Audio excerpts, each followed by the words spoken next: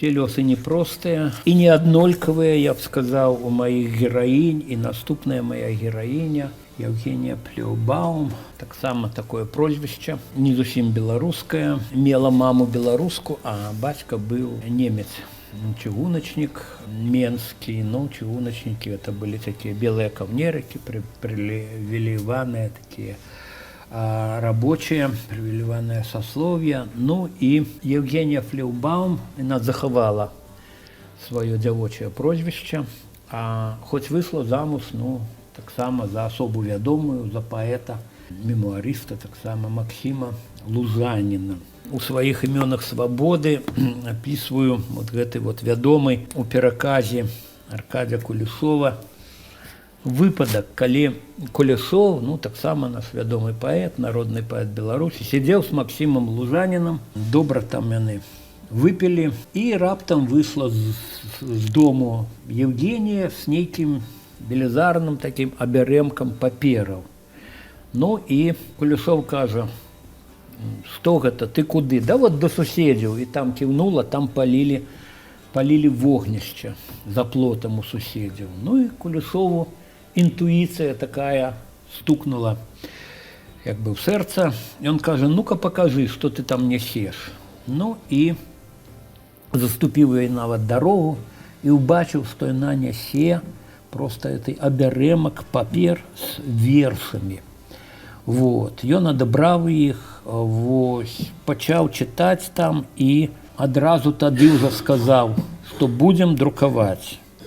Вот, я буду редактором. Яна нечакана хутка згадзілася, як пісаў потым Аркадзь Кулешов, але неўзабаве пайшоў там небесную Беларусь, і справа гэта яшчэ на 10 гадоў адклалася, і потым за яе взяўся іншы паэт Анатоль Вертинскі. Вот у 89-м годзе мінулага стагоддзя выйшла кніга Евгении Флеўбаум «Сувой жыцця». А да гэтага яна друкавалася у 1926 годзе. Вот палічыце, колькі было гэта маўчання. Вершы пісались, не друкаваліся. Ну і вот цытату.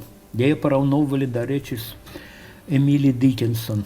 «Мела ты ўсяго нароўні, здзекаў, скруты, зменьку шчасця, але скрозь жыла варожасць, і магла ты зноў упасці». Ды ўтрымалася. На рукі падхапілі людзі з сэрцам і падслухала згукі, што бываюць перад смерцю. Але цяпер перанясемся назад у 30-е гады. Евгения прадала сваю бібліятэку, каб набыць чыгуначны квіток і ехаць у сібірскі Марыінск услед за асуджаным мужам. Ну, але з нейкіх прычын, пра якія ходзяць розныя гаворкі, Максім Лужанін адносна хутка быў вызвалены, захаваў свабоду і магчымасць там ствараць. Ну, это загадка, ці муж ёй не дазваляў друкаваць яе вершы, ці яна сама не хацела, але творчы партрэт Флеўбаум будзе непоўным, калі не сказаць, што яна была перакладчыцай. Яна з ангельскай перакладала Байрона і Джека Лондона, перакладала з расейскай Чехова і Горкага.